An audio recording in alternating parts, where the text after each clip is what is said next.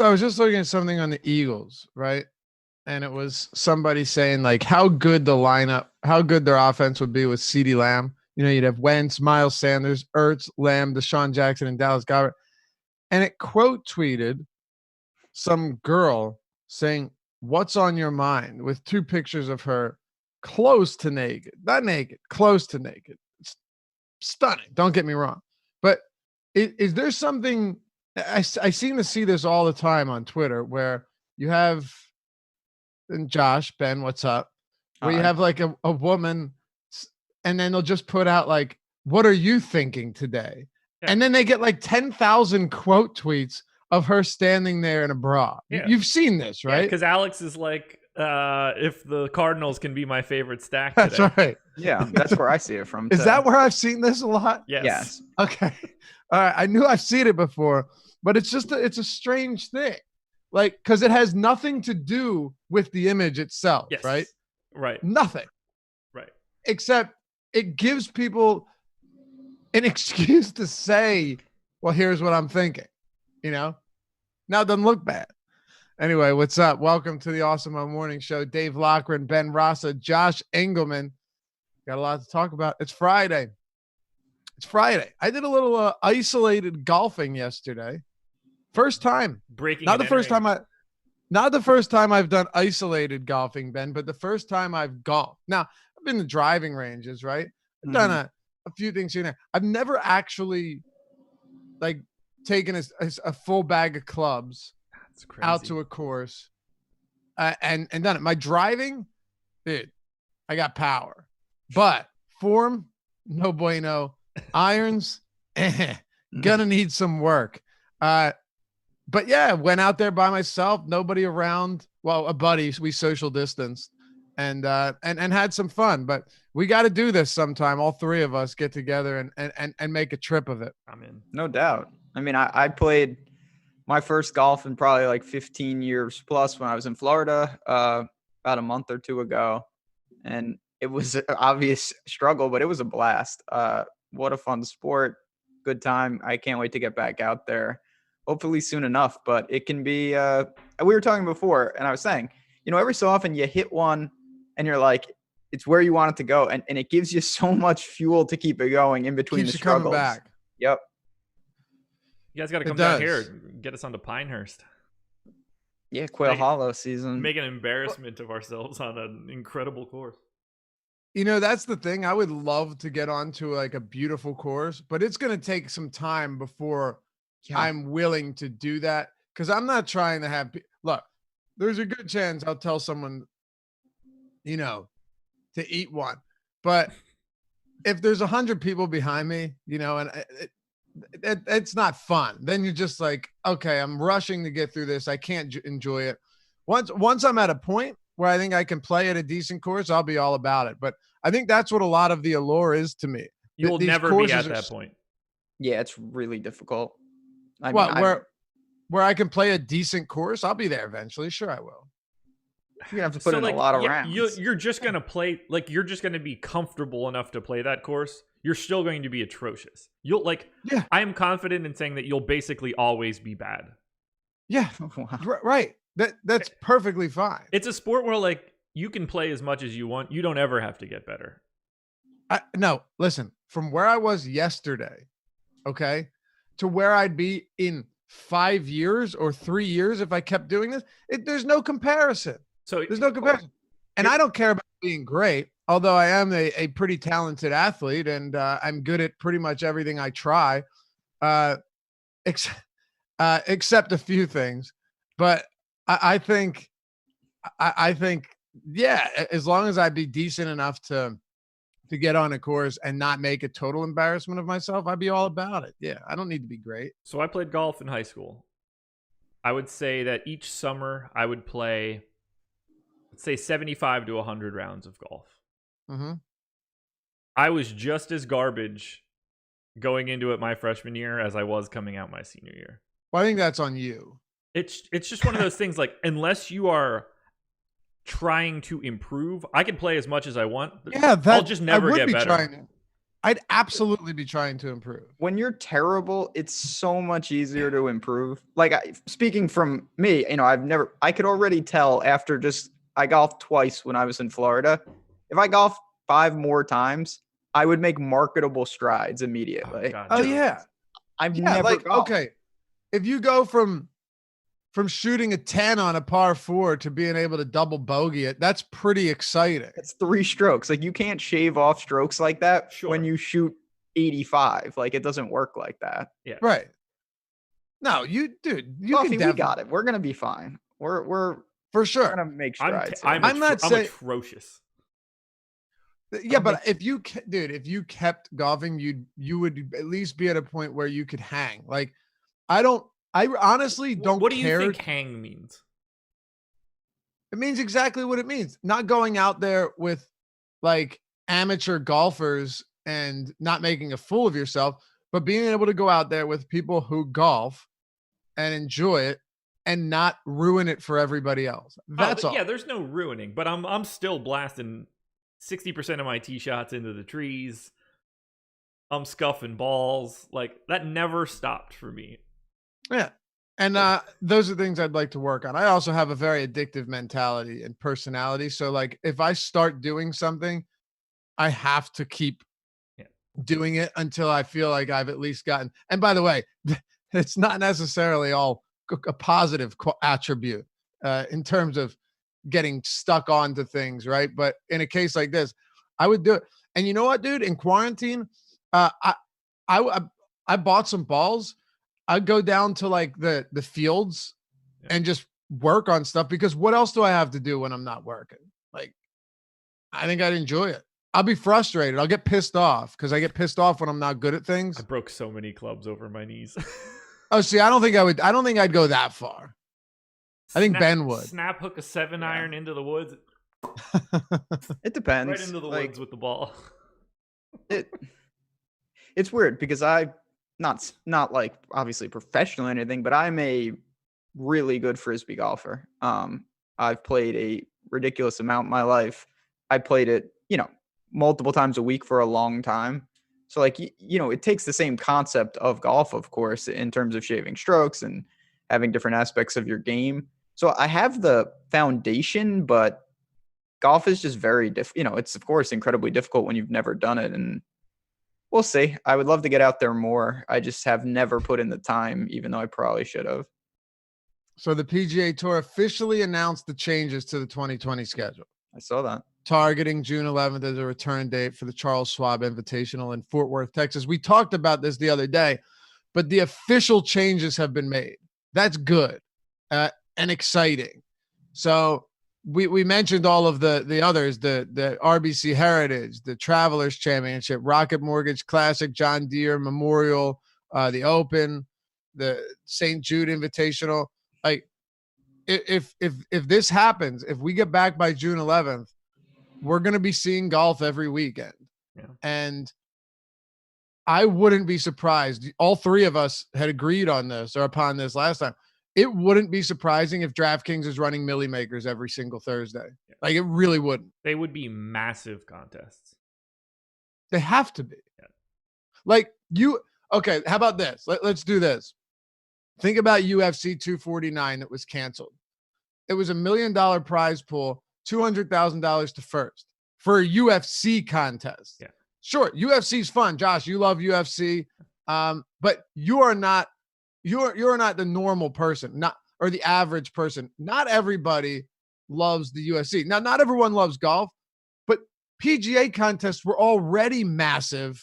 They already did 4 Millie Makers every year, which the only other sport that does Millie Makers is football. Basketball, maybe they do like once a year at the end of the season, but you have to build up forever to get there. You never see it for baseball. Like it's really the only other sport where you see more than 1 Millie Maker a year. No. And they'll be able to, everything's going to fill. Like, oh, no doubt. The demand for that is going to be staggering. Absolutely staggering. I'm pumped. Like, I want to start prepping, but I'm going to not do that until mid to late May because I don't trust it. But yeah, I want it to come back so bad. So Ben, it's right now less than 2 months away. assuming that we hit our goal, right? That we can get there without any hiccups. But there's a lot to work through. And Josh actually came across a tweet yesterday that I thought would be interesting to discuss, because it was actually what you and I and Josh had all wondered in terms of, all right, how are they going to be able to do this? How are they going to be able to get people out there to televise games? And essentially the tweet, Josh, essentially said, look, it's pretty much impossible to set that up without social distancing. And I'm hoping that they figure something out. I think the tweet might have been 2 days ago, as a matter of fact, but you guys all know what I'm referring to. I hope that they figure something out here, because you can't do this without televising it. No one's going to play or watch. It will be no fun at all. Okay, so Pete Costas. Sorry, that was you, Ben. I thought that was Josh. Peter Costas, for sure. It's impossible to both televise a golf tournament and socially distance yourself without testing or a therapeutic available by June. I wonder about the wisdom of starting up again with or without fans and putting people at risk. What do you say to that? I agree. I think that they have at least a runway to be innovative, to think of some solutions, but that is a legitimate concern. The product is no good if it can't be transferable to the fans. If you have no shot tracker and no TV coverage and the scores don't update, nobody's really going to care. Honestly, there's not that many people that are just going to, set a lineup, not be able to sweat it, not be able to get updates. I know that's taking it to the extreme, but we don't want that. I don't think anybody does. So part of the problem is for them to figure out, how do they get the golfers out there safely? And then the other piece of that puzzle is, how do they get the product to everyone that's clearly going to have an appetite for this? That's what I think is a little trickier, to be honest. The appetite's going to be there. No doubt. The appetite, is not at all of the concern. The only concern is logistics, but it's a big concern. I think they'll pull it off. Look, here's Josh. Here's what I was saying, and then we'll move on. We got a lot to get to today. Here's what I would say as far as logistics and making this happen. There is so much money on the line, right? And obviously it's not always about money, but there's a lot of money on the line with these sports. If they say they're going to come back by June 11th, they've had this in the works for a couple of weeks now. So they've been they'll have been planning for 2+ months by the time it starts. You have to think that they can figure something out over the course of 2+ months to keep making money, bringing in revenue, and getting golf and other sports back on their way. That's just my optimistic thinking. I mean, I think that they're going to be doing everything in their power to do it. I don't think that there's a guarantee that they can figure it out. Okay. See, I would feel like if they set a date, which they did, they already have the plan in place. Yeah, I don't think they're Dana White, and then 4 days later, everyone told him that he can't do it. Like, no doubt they're going to put a plan in place. They have to have something that they're working forward to, but I don't think that they don't control basically any of this. Exactly. I think this situation, believe it or not, is a lot different. I think it's a lot different. So what do you think the chances are that the PGA Tour plays in June? I don't know, 90%? Okay. Yeah, I mean 85-90%. That's definitely higher than I think. But at least you didn't say 100. I thought you might say 100%, and I think no, of course not. But here's why I think it's significantly different than Dana White's UFC, because that happened before they put in place, but before Trump and the governors talked about reopening the country. Now, we know that it's going to happen in phases, number one, and we know that it's up to the governors to make these decisions, which is good. States' rights, it's on you. You don't do it, you do it. It's your call, your decision, your responsibility. That's the way it should be at this point. I like that. I don't know what I don't know what Tom Wolf's going to do, but I do like that if you're in Montana, maybe you can go outside again, but I don't think they're under stay-at-home orders anyway. So here's what I want to know. Let's say some of these states do open, right? One, do they allow travel from other states into them by June 11th? I would say yes. And Ben, can we relocate some of these? You can't relocate anything. I mean, maybe there's people that are smarter than me with the logistics, but no, as what I've been told, the sponsorships and the courses are tied together. You can't just, this is not like baseball where you say, let's play in Arizona. Gotcha. It's safe. We're going to have all our tournaments there. Like, because that's a big question. You have to play at the venues, to my knowledge, that are, scheduled basically. And it's not, golf is not a sport where that's easy, because you can play 1 week, you're down in Texas, and then you go shoot over to North Carolina. And now we're at the US Open, which is right next to me in New York, go down to Augusta, Georgia. How are you going to get all those people traveling? I mean, how are you going to get the golfers, everybody? That's a big issue. Now, maybe Luffy, you're right. And they can find ways to relocate and do some other things. That if that's in the cards, that's a big boost for the PGA Tour. I just don't know if that's possible, honestly. Fair enough. Yeah, I don't know, Josh. I look at some of these, and the Charles Schwab tournament is in Texas. The what is it? The RBC, is that it? Yeah, is in Hilton Head. Is in South Carolina. Connecticut is another one. The Travelers Championship. Like, as of now, these are states that haven't been absolutely smoked. So right. I think that's like, if this was in New York somewhere, probably not great. Or close to Pennsylvania. But yeah, I think they'll do it. I don't know. We'll see though. We'll see. Still a long way to go. Ben, what do you think the fields will look like for some of these events? So that's the other thing. They all become no cuts? I think so it's funny you say that. I think they'll be able to fill full fields. I just don't think it's going to be top tier players, possibly, unless they roll out a really robust plan. But I would be shocked if people like Rory and guys who don't need money are going to go out there if they don't feel comfortable with how it's being handled. Now, if you're on the cusp of having a tour card and you need the money, like this is your job, you have no income, that's a risk. I mean, there's a lot of regular people who I would do it in an instant. I wouldn't even think about it. Yeah, I mean, not everyone has that mentality, of course. Some people do, some people don't. It's going to be, I'm interested to see how that happens. I mean, there were CT Pan is a golfer. He has a win on tour. He pulled out of the Players, which was the last tournament before basically everything shut down. And he was just like, no, they don't have hand sanitizer. This is ridiculous. And he turned out to kind of be ahead of the game. They ended up canceling the Players after one round anyway. So the pushback, I think, will be pretty severe if they don't have a good plan. But if they do, maybe we see the same fields that we would have. Yeah, and what I meant was that I would do it in an instant if I was on the verge of having a tour card. Yeah. Like, I wouldn't. I think most people would. Yeah. But I would hope you're gonna have a hard time getting the multi-millionaires to go play the Waste Management and wherever the hell. Yeah, we'll see. Well, why would you want to? What's the upside at that point in time?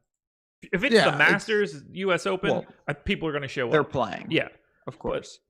But the also ran tournaments, I can't imagine people are going to want to travel to that unless things just look wildly different in June. Well, of course, that's what I'm saying. But if it's like, hey, we're going to, if you feel sick, withdraw, and we're going to try to keep you distance, but we don't really have like a robust plan in place. I cannot believe guys are going to be flying in from Florida and Europe and other places just to play in the Travelers. What's weird is the fact that Denzel Mims, is getting an extraordinary amount of phone calls from the Philadelphia Eagles. Now, I guess it's not weird, but he's being projected. He's a wide receiver, by the way, from Baylor, to go in the first round, but like towards the end, if not all the way at the end of the first round. The Eagles have the 21st pick. Is it Is it possible that they would take Denzel Mims over, say, Henry Ruggs or Justin Jefferson if all of them were still available? No. I hope that question's going to Ben. I think no. I think that the Eagles That was to either one of you, but yeah. Yeah, to me, I told you this yesterday. I think Jefferson is a cap at 21. I don't think it's possible for him to get past them at 21. Could they go up and get CD Lamb? Very possible. Could they? I mean, you never want to project this stuff. Could they try to trade back and maybe still grab because wide receiver is so deep? I think that's possible. I cannot imagine that guys like Jefferson, Ruggs, and all the other good receivers are all off the board before 21 and they're left with Denzel Mims, who I have no strong take on him. I just don't think that's where they end up. Yeah. He said they've called him 4 or 5 times in the past week. I don't know. Jefferson, I would, if both of them are there, I would be stunned if it was Mims over Jefferson. So you like Jefferson? Listen, I think, we'll see what's up with Joe Burrow. Of course, that was a dynamic duo, and they had Jamar Chase. They have everything you could ask for at LSU. But yes, I like Jefferson. Baylor is a team that was very methodical. Matt Rule doesn't run an up-tempo offense. So we'll see. But I would rather have a lot of receivers ahead of Denzel Mims in this draft. Yeah. Okay. Josh, you did a little work yesterday. I did. Putting something together. I did. Little analysis based off of the discussions that the three of us had yesterday, and it got good. I mean, that was a good conversation right there. We could have taken that a whole lot longer, getting into the value of positions, the value of specific wide receivers, how valuable running backs are to teams in terms of them actually translating into wins. What do you have for us and for the viewers? Because there's some good stuff. Before we do, hit that thumbs up button. It helps us a ton. It helps us combat that YouTube algorithm big time that caters to bigger channels. Subscribe to, hit the notification bell. And if you haven't done so yet, the esports package is at awesemo.com. It is everything you would need to win in League of Legends and Counter-Strike, from projections to ownership to articles to the top stack tool to ownership rankings to DFS LOL rankings, to everything. Everything you need is right there. And it's certainly not a subscription that by any stretch is going to bleed you dry. Even if you're struggling right now, we do have free articles, but I would say, given that this is the only game in town, and this is truly the best League of Legends content out there based on the results that we've seen, check it out. Go to awesemo.com/join and get in there. You can do a monthly or a weekly or just an express weekly, which is like $5 a week. Check it out, awesemo.com. You'll see the esports package, everything you need to be winning right now at League of Legends, which is the only thing out there. Yeah. Go ahead, Josh. Yeah, so I wanted to take a look, since we had that big discussion on wide receivers yesterday. I wanted to dig into it a little bit and see like how predictable some of this sort of stuff is. So I grabbed all of the ESPN rankings and grades pre-draft since 2009, and I went all the way up to 2015. So I wanted to use your first 5 years in the NFL as sort of your, like how good were you? That seemed like a decent metric because like really hard to predict anybody playing a 10-year NFL career. So I grabbed all of the grades for every single wide receiver that had a grade of 80 or higher. I grabbed Pro Football Reference's approximate value, sort of a way to, it's like a one number metric to say like sort of how good you were for a year. So for example, for 2019, Lamar Jackson had the highest approximate value of 25. So if we're looking for like a reference for scale, Stephon Gilmore and Marcus Peters both had 21. That was second and third. They give these grades to everybody. Michael Thomas was the highest rated wide receiver. He had an 18. So if we want to talk about like the structure of that, I'm going to switch to a screen share quickly so people can see what I'm actually talking about. So there we go. And done. So what I did was just to look at the wide receivers. So I put all of this together because we have multiple wide receivers projected for right now. It's Jerry Jeudy's a 94. CeeDee Lamb's a 92. Henry Ruggs is a 92. Justin Jefferson is a 91. Dude, how do you say the last name of this dude from Arizona State? Ayuk? Yeah, Brandon Ayuk. Okay, 90. So now there is the correlation between the ESPN grade and your approximate value per 16 games pretty low, which right away is letting you know, like, this is hard to do. This is a bit of a crapshoot. But either way, each grading point, so to go from 93 to 94, is basically worth a quarter of an approximate value point for each year. So I told you that Michael Thomas was at 18. So you can think, like, 12 or higher is like a pretty solid, like, really good year in the NFL. Like AJ Green, for example, in his first 5 years, averaged 12.2 approximate value points per 16 games. Julio Jones was 14. Dez Bryant, 11. So that's like the high end. That's your dream scenario, is getting AJ Green or Julio or Dez in their first couple of years.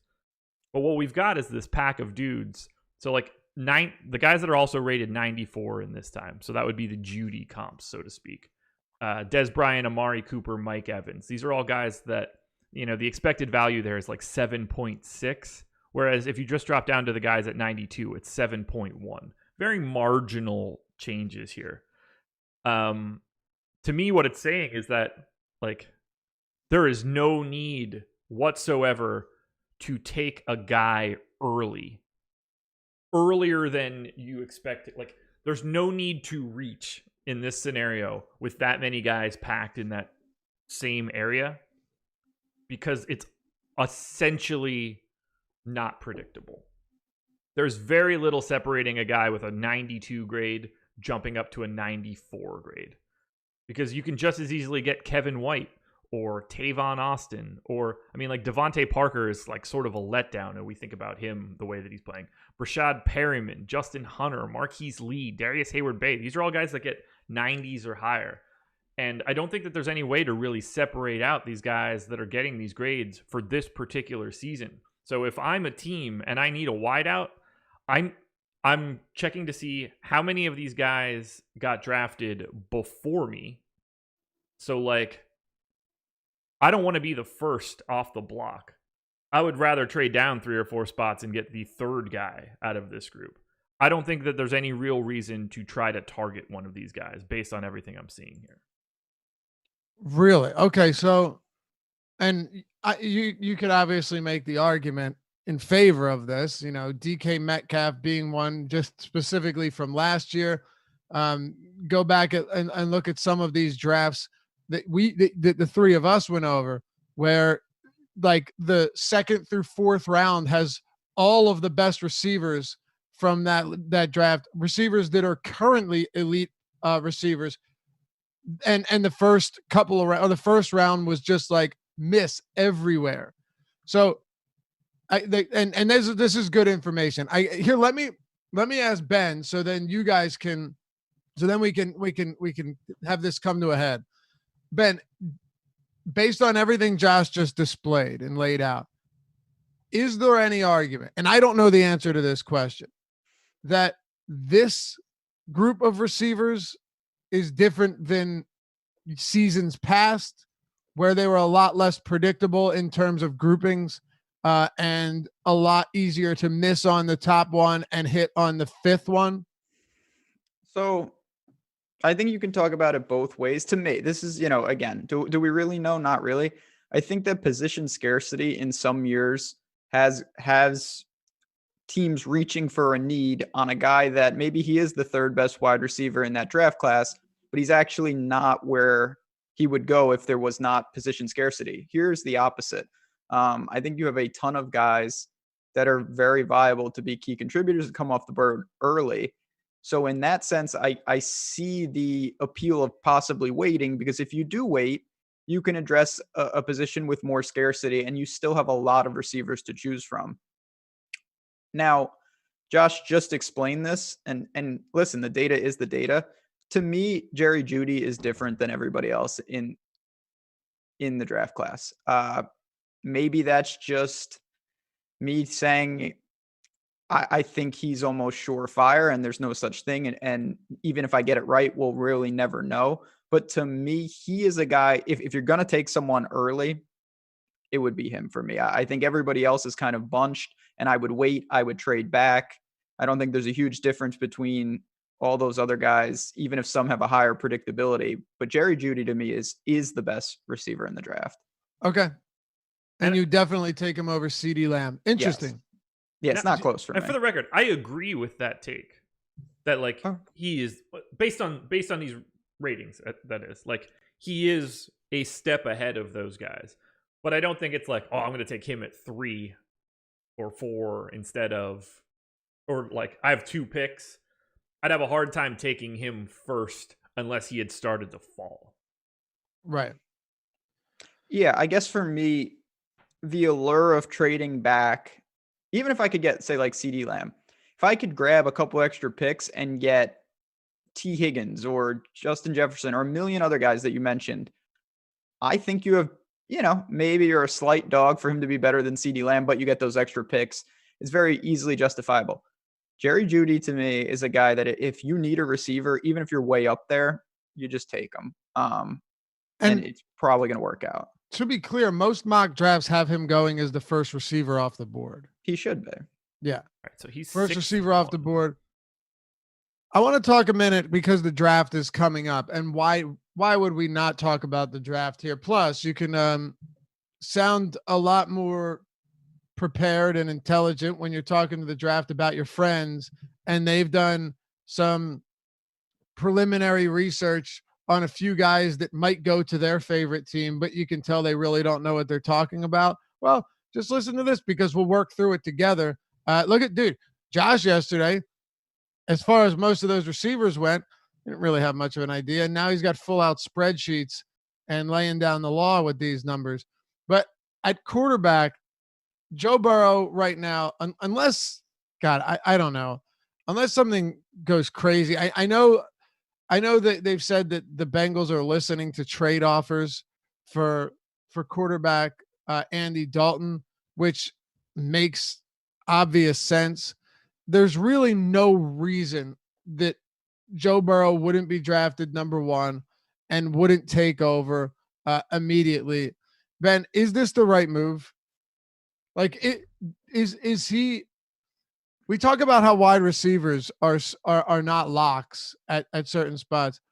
Neither are quarterbacks, man. The amount of quarterbacks that have been drafted in the past decade that have in the first round, early in the first round, that have been absolute utter disasters is it's not even, I couldn't even count them. I mean, listen, if you're the Bengals, I understand you need to address that.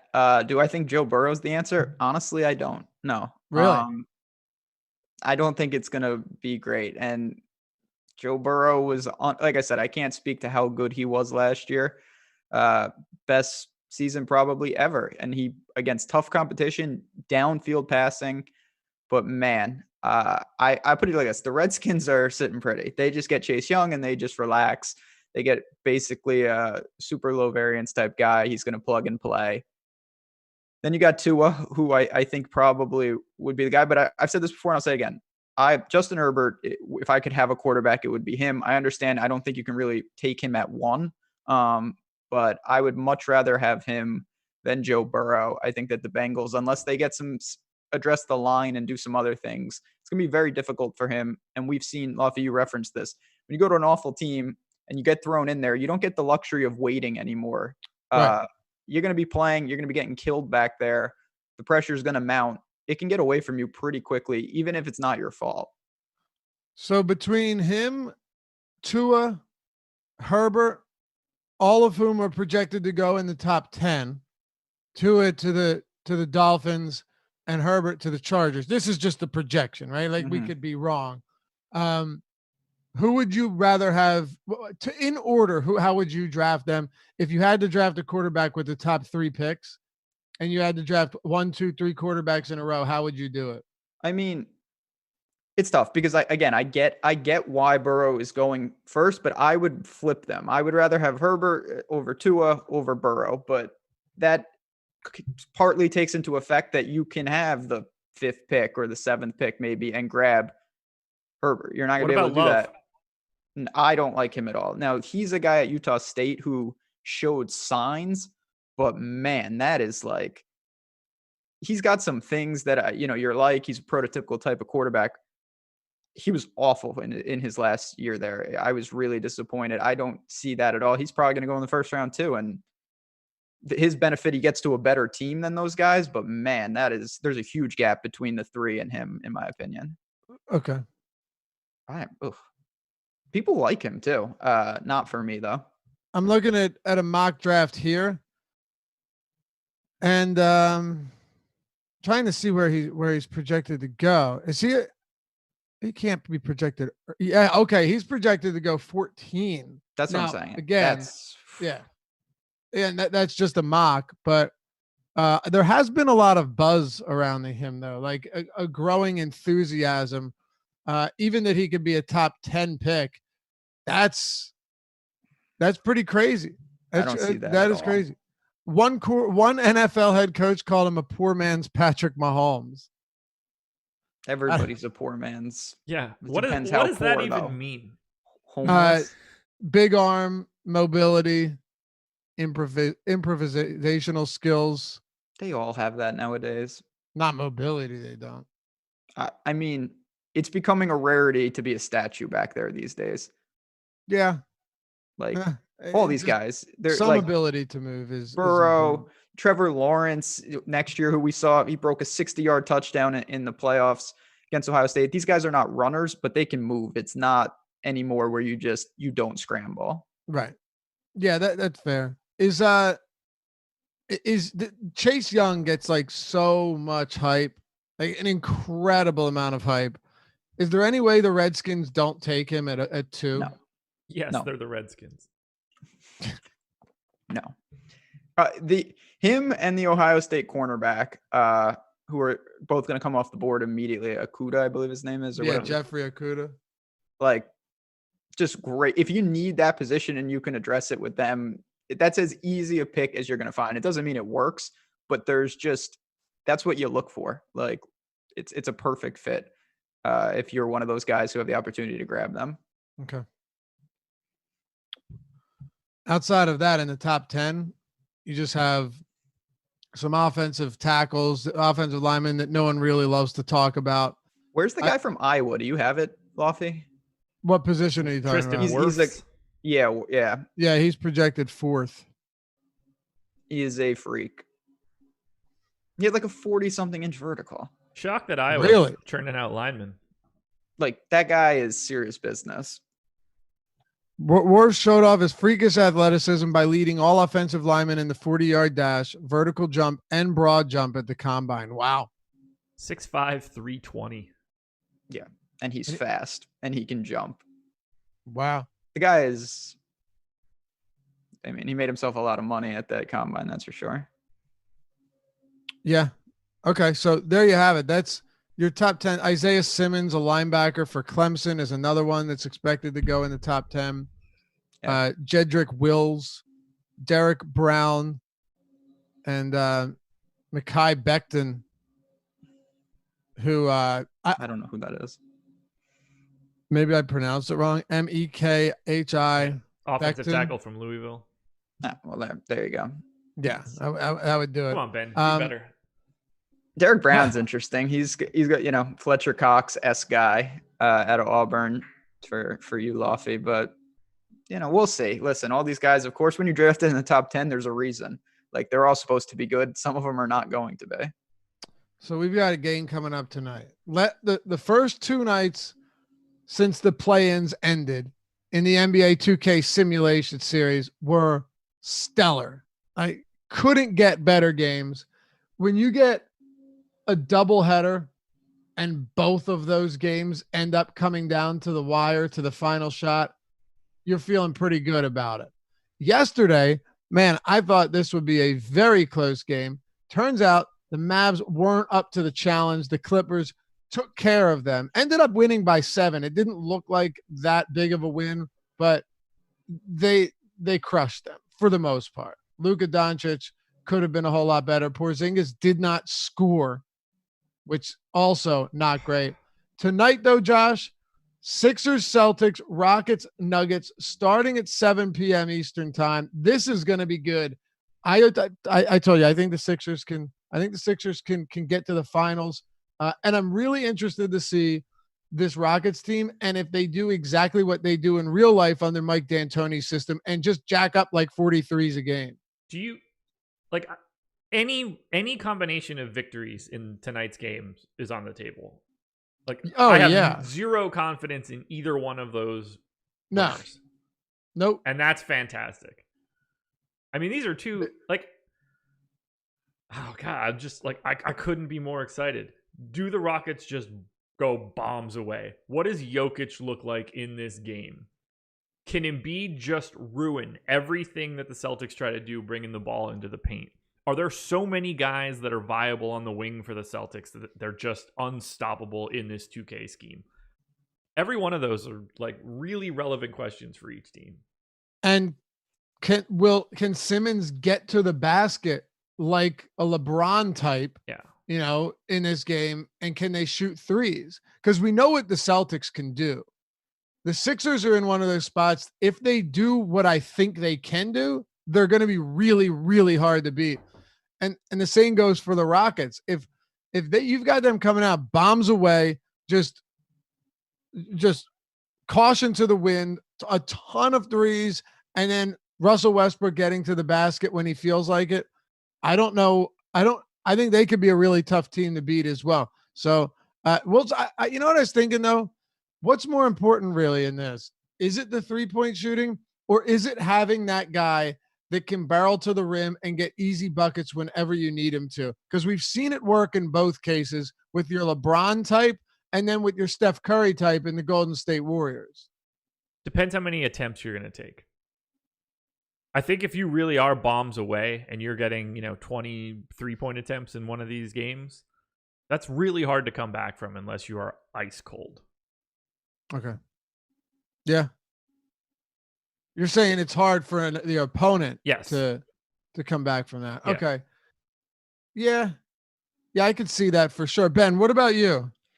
I mean, yes, if you can, that's the whole formula, is that you make up even a bad shooting night with just pure volume. So I get that. Now, if you're allowing, say you're ice cold, or you're just not shooting great and you're allowing transition, rebounds to turn into just straight layups on the other side, that's where you get into trouble. When the other team, and we've seen this in 2K, the other team is shooting 65, 70% from the field because they're getting layups time after time. That puts tremendous strain on you. I still think that, of course, taking the more efficient shot is the way to go in terms of a 3 versus a 2, but you just want to be careful that it doesn't turn into easy baskets, because it is correlated. If you're shooting a ton of threes, that the other team may dominate you in transition. Okay. So, man, looking at some of these props that we have for today, these are always fun with the double headers. You got the FanDuel slate, 2-game slate, free money, free to enter, $2,000 in bonus cash.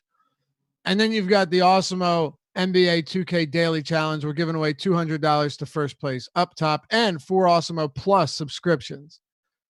So we set some of these lines. Let's hit on the over-under in total first, but then I want to get to the Harden versus Kemba and Embiid versus Jokic props that we have here because they're awesome. Yeah. Who do we take? Sixers, Celtics, pick 'em.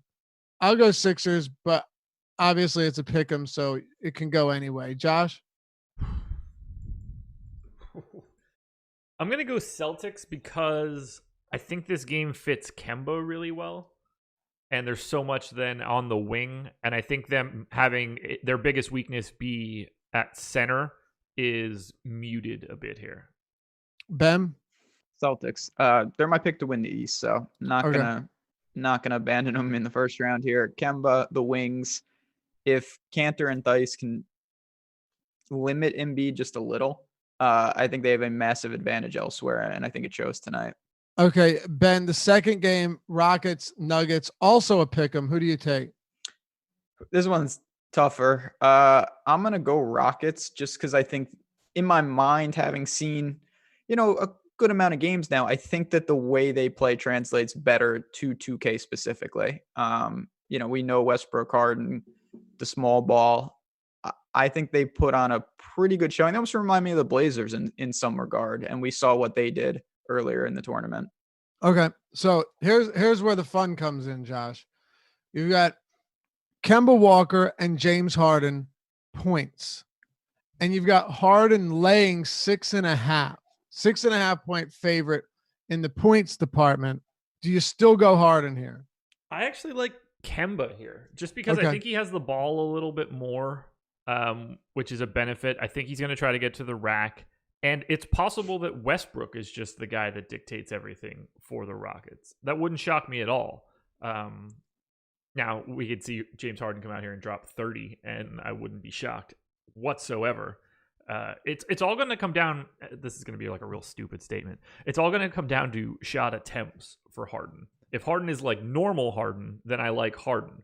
But if he's just like a part of this and Russ is really cooking, then I think that Kemba getting 6.5 is a decent look. Okay. I don't hate it either. These are cross game bets, by the way. We know they're not playing against each other, but because it's a doubleheader, we mix it up. Ben, do you go Harden or Kemba here? No, I'm going Kemba. I think that Josh said it perfectly. The Rockets, they could use Westbrook. They could go away from Harden. He could shoot port. There's a lot of ways where it goes wrong. We know the ceiling's there. I don't need to break that down, but I think that Kemba has a solid game pretty much all the time here. Not as much variance. And when you're getting 6.5 points, if he puts up, 15, even anything in the teens, it's going to put a lot of pressure on Harden. He's going to need a big game. And I don't know if we see that. Okay. Then you've got Embiid and Jokic. Embiid minus 2.5 points over Jokic. That's tough because I'm tempted to go Kemba as well. I just don't know how much of an impact Jason Tatum is going to have. And if he just comes out and does anything like he was doing towards the end of this season, it's going to be hard for Kemba to keep pace with Harden. But there's also a lot of capable scorers in Houston, at least 3-point shooters. So I'll go Kemba as well, but I don't feel great about it. And then I'm going Embiid minus 2.5 because I just think in a spot like this, in these 2K games, being aggressive is a lot, and being able to get to the rim and just get back to the basket on the block and get to the rim ultimately is really valuable. And I think Embiid does that a lot better than Jokic in a spot like this. Ben, who are you taking here? It's tricky. I'm actually going to go Jokic just because the Rockets just have nobody to stop him. I worry about the volume, but I would be honestly surprised if he doesn't have at least a couple of just putbacks tonight. He should dominate the glass. If the outside shooting of Denver is cold, I think he's live for a huge double-double type game. Okay. Josh, Jokic? Yeah, same page there. I think this fits him perfectly. He should be able to do whatever he wants on the offensive glass. So if they're shooting poorly, Jokic has a chance to scoop all of that up, go right back up with it. We could see him with like a couple free throws, fouls on putbacks. I think a double-double is very live for him. Okay.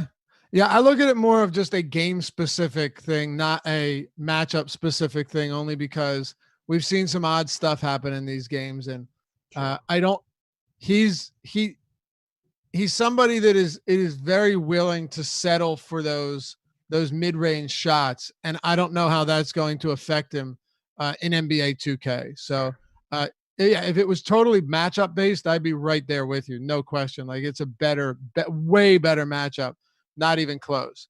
But yeah, we'll have to see. That's crazy. Like 44% of Jokic's shots are outside of the 3 feet range and inside of 16 feet. So he definitely is no stranger to the mid-range jumpers. We'll see. He should be able to crush Houston here. Rebounds, Embiid minus 1.5, Jokic plus 1.5. You go. I'm assuming Jokic here in that spot against Houston. You guys both want him, right? Definitely. Yeah. Okay. And assists, Jokic -3.5 to Embiid +3.5. Without question, Embiid. Yeah, same. Yep. I see it being like a 4 assist to 1 assist, and I still take it. I mean, there's a very real chance that Jokic just doesn't have 4 assists. Yeah. And you automatically win. If Jokic gets 4 assists, I mean, he's going to have a monster game. Yep. Because he's going to have to get rebounds. Like that, I see no way around that. So at that point, we're talking about a guy with 4 assists, let's say 5-6 rebounds, 10 points. That's like, that's a day. I think he just walks. I think he just walks into like a casual day like that and could put up a monster. He could. He averaged 4 more assists per game than Embiid this season. Yeah. It'll be interesting to see because Jokic is their best passer and it's not close.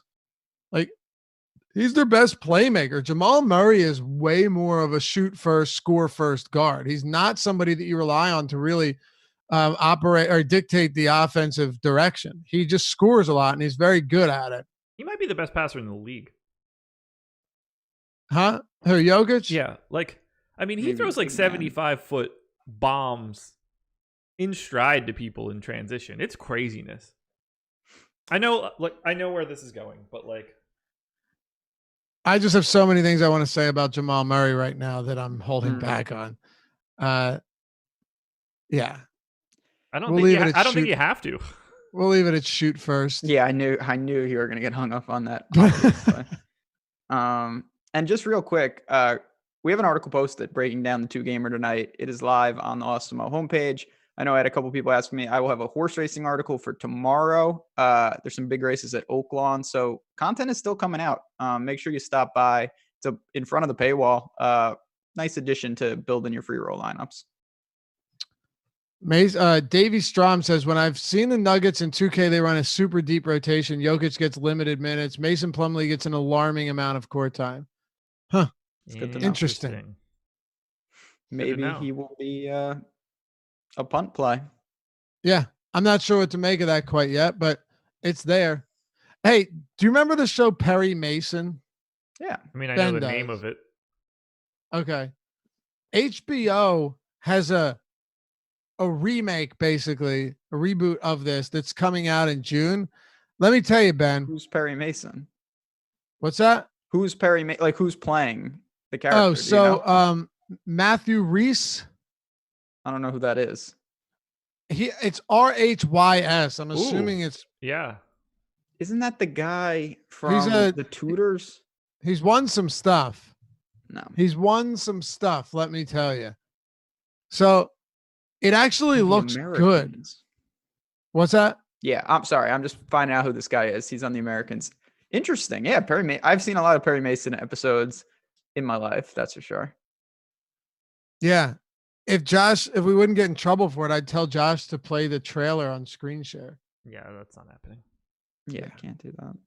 But would be cool though. It actually, it looks really good. I am very much an HBO fan. I think they do a lot of things right. Maybe the end of Game of Thrones got a little bit out of control and that wasn't great, but yeah, it was a 1957 through 1966 drama that according to the marysue.com, your parents probably loved it. You caught on some station late at night. Well, it's coming back and it's hot. From the production company run by Robert Downey Jr. and his wife, Susan Downey, called Team Downey. The new version of Perry Mason features the fantastic Matthew Rhys of The Americans, Ben, taking on the title role that actor Raymond Burr made famous. So my guess is that this ends up being good. And HBO does a very solid job with miniseries. These type of, I don't know if you want to call it courtroom dramas, but those type of shows, they do an excellent job of putting together. They did, what was the one where the kid was accused? The Night of. The Night of. The Night of was really good. they've done a lot of these that have been really, really impressive. And I just watched The Outsider, which is not a courtroom drama, but I think this is going to be pretty solid. Well, I'm excited to see it. I mean, I have vivid memories of playing of Perry Mason. It used to be on when I was little in my house when I would play cards with my grandparents a lot. It was always in the background. Jamal, friend of the show, Josh, I thought you were going to jump on that comment. We have someone in chat, Jamal, watching The Wire for the first time starting this weekend. Should you temper your expectations? No, you don't have to. No, it's just that good. I do want to point one thing out. This is not like your typical show. It's slow moving. Like there's not a lot of like oohs and ahs and like gigantic cliffhangers and stuff. It's just a well-written show where you get really invested in individual characters in the show. Don't expect like crazy bombs to drop at the end of like episode 2 and 3. It's like life. Yeah, it's chill but crazy. I love it. I'm in the middle of a rewatch right now. I'm halfway through the final season. So am I. I don't know why people want the crazy oohs and ahs. Sometimes that's fun. Like with some shows, that's actually good and keeps you coming back. But with The Wire, you're just, I think Josh just said it, you're invested in the characters and in the direction of the story. And there's some characters that you're just going to hate. Yeah. You're going to hate them. Like there are a few characters that I despised. There's a couple characters that I love that are some of the best characters ever. Some might argue, and by the way, if you don't love season 2, this is not a debate. If you don't love it, because I know a lot of people that did not love season 2 at all. Gets better with a rewatch. Yeah, I think it was fine, but it definitely wasn't my favorite. Don't give up, because season 3 comes right back to the direction of season 1, and you'll really regret not following through from season 3 and 4 are fantastic. I've been watching when I play poker. I watch The Wire pretty much all the time now, so I've just been rewatching, it over and over and over. Season 2 has become one of my favorite seasons, and I hated it. I thought it was awful the first time I watched it. Seeing how it connects, and just it gets more fascinating to me every time. And this is coming from someone who has seen it an inordinate amount of times this time. It really is an integral part of the whole Wire series. It is. It's particularly in season 5 where you begin to see things come together. Yeah. Yeah. I hate Ziggy so much. Zig. Poor I got to rewatch. I haven't watched it in a long time. It's still, one of my favorite shows. But I have to rewatch it. I just rewatched Deadwood, and I've been telling Ben to get on that. Well, I just started Yellowstone. Yellowstone was really good. I watched Succession. You told me to watch that. Watched it. Very good. Very impressive. One of those strange shows where it takes you over a season to actually start liking any of the characters. Yeah. Which is weird. But Yellowstone's one of those things where you get invested in the characters, but there's big stuff that happens. And at least once an episode, something happens where you're like, oh my God. And it keeps you hooked for the next one. Yeah. I mean, I have to get into it. I need to pay attention. Because if I'm watching a show for the first time, it's not ideal if I'm doing something else like playing poker or you can't really multitask and get the full effectiveness of the show. So I'm excited to dive in for real. I just think it's wild that Kevin Costner's doing a show on the Paramount Network. Yeah, I mean, hey, Paramount. He did a show on the History Channel, man. That's different to me. Why? He did the Hatfields and the McCoys. That's like a theme. This is like a legitimate show. Who I'm related to, by the way. Remind me to tell you that story some other time. I don't know anything about the people you're referencing, so. Oh, really? No. Okay. Big feud. Big feud. No? All right. I mean, I know about them. Not. I've obviously heard those two words before. I don't know anything about it. Huh. Okay. Yeah, it was a pretty big feud. Kevin Costner played Devil Anne's Hatfield in the Hatfields and McCoys. It was a 3-part Who like wins? docudrama. Huh? Who wins? They all died. They made nukes and nuked each other's Oh, wow. farms. Weird stuff. Double knockout. No, I'm kidding. They ultimately came to some agreement, but yeah, Kevin Costner on the Paramount channel. I guess it's kind of weird, but it's not, because like nobody would have thought before Breaking Bad and like Mad Men that AMC would have That's fair. had those movies. And Yeah, but like they're shooting on like monster gorgeous ranches, and like they've got sure. I just mean a lot of these channels have, yeah, oh yeah, for sure. A lot of these channels have come out and kind of surprised us. Like Mr. Robot was what, USA, and they didn't have any shows that people would binge watch. La Femme Nikita. What is it? La Femme Nikita was the show that used to be on directly after WWE Raw. FX is another one. They started. So it is actually funny looking back at some of these channels that when I was younger, like let's say out of high school, 2006, 2007, none of those channels actually had shows where you thought these are great shows. I know there was Lost and stuff, but HBO was really the gold standard. And I think to an extent it still is, but think about how many of these other like cable channels have put together some pretty quality series recently. Yeah, I mean, once we got away from like being censored basically, and these shows started right being that's a able big to thing. be like a little bit more real, that helps a lot. Like, yeah, it's been a while since like NYPD Blue was edgy. They showed Sipowitz's ass or something in one episode, and that was just like everybody was in a big kerfluffle. And now it's just the first episode of Game of Thrones has a brother and a sister together closing it out, you know? Yeah. Things take a step up. The stuff that goes down in that show, Animal Kingdom, is unscrupulous to say the least. I've never heard of that. No.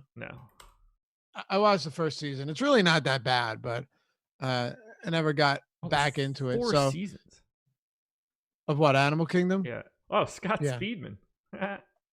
It's really not a bad show. It's not. I mean, it wasn't great enough to keep me invested all the way through, but like if I started watching again, it wouldn't be the worst decision in my life.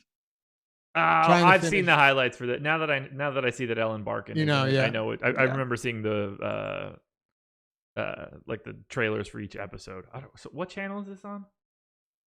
I think FX. Okay, that makes some sense. Debuted on TNT.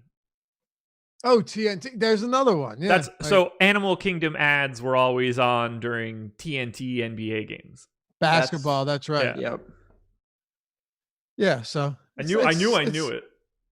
It's not that bad. At the same time, though, it's not something that if it was on HBO that you'd be locked into either. And I think HBO like Billions. I'm finished. I watched the first couple seasons of Billions and then I put it off for some reason.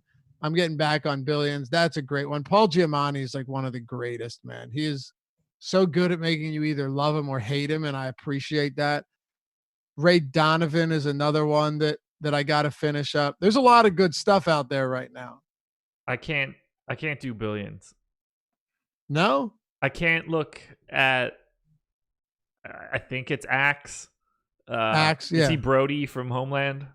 Yes, he is. Yeah, and I hated Brody. He's just Brody from Homeland to me, and now I can't watch He's Billions. the Band of Brothers guy. Yes, he is the Band of Brothers guy. He's Brody. Dude, no one ever talks about him from Band of Brothers, and he was awesome in that. Remy Malek is also in what's the other? Remy Malek was in the war movie. Hold on, Rami Malek. Sorry.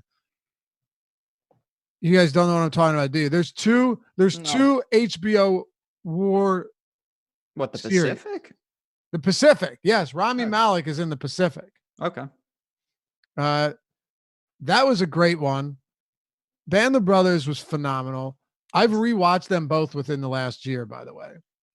I watch Band of Brothers usually on like Veterans Day. It'll be on and I'll like just binge it. Yeah, amazing. All right. So starting Monday, we've got a new format coming at you Yes, sir. on the morning show. We're very excited about it. So you want to be here for it. I don't want to give too much away, but we're going to have a ton to get into. Might even be a little bit more planned out, but I think you'll like it. So Monday at 9:30 is when we're going to be starting that off. I don't know. Maybe 10 o'clock. Maybe push it back a half hour. Maybe for the West Coasters. The West Coasters. Okay. But yeah, we're going to get into a lot of different topics. Yeah. I know we've had some people. We will talk poker, I promise. That'll be in there, no doubt. And obviously, we're going to keep monitoring what's going on in the DFS world because it seems to change each and every week.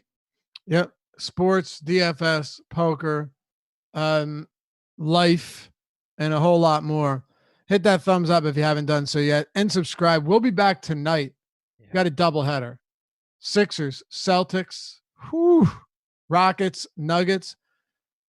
Josh, this might be the best doubleheader we've had yet, and that's setting a very high bar given what we saw on Wednesday. This is as good as it's going to get. These are arguably, like, it sounds ridiculous. These are arguably two finals games. They just happen to be in the same conference. But if they weren't, you wouldn't be like, oh, I can't believe it's Sixers Celtics. Oh, I can't believe it's Rockets Nuggets. I mean, these are legitimate high-end teams. I can't wait. I want to watch both of those games. This is where it's starting to show. And I talked about it a little bit in the stream last night where I got caught up just watching like two possessions like it was a real NBA game. I wasn't even paying attention to you guys. This is how I feel about tonight's games. I like actively want to watch it because I haven't seen basketball in so long. Yep. So do I. Very much looking forward to it. I'll leave you with this. I was on NBCsports.com that I'd pulled up an Eagles article. And at the top of it, it has Phillies Marlins 326 postponed. Sixers Bulls 326 postponed. Flyers Red Wings 326 postponed. Flyers, Sixers, Phillies all would have been playing on the same day at this point of the season. Well, actually, the basketball season would have ended 2 days ago, would have ended on the 15th. But we are missing the greatest time in sports every year. And you have the PGA Tour, and you have just everything. It's a tough one to stomach. It really is. Sucks. Yeah, it sucks. Yeah. It just sucks. It's Totally all gone. sucks. Be But back soon enough. it We'll will. let you know when it happens. We'll keep you apprised of everything here on the morning show. We'll see you back here Monday. Have a good weekend. By the way, check out the Awesemo Radio on Sirius XM Fantasy. Sirius 210 XM 87. It's Awesemo Radio, 3 to 5 p.m. Eastern Time, Saturday and Sunday. Going to be bringing on some regular guests and some other guests leading up to the draft, talking NFL and a whole lot more, maybe horse racing, get into some golf, some poker, all of that. Awesemo Radio. Check it out on demand, Sirius XM app. I think they got a bunch of free stuff going on right now. So if you want to check it out for free, I believe you can grab a free account or a free trial. Come hang out. We'll see you back here Monday. We'll be here tonight, as a matter of fact. But the morning show, we'll be back Monday to start off the week on a new foot with some new stuff in store. We'll see you then.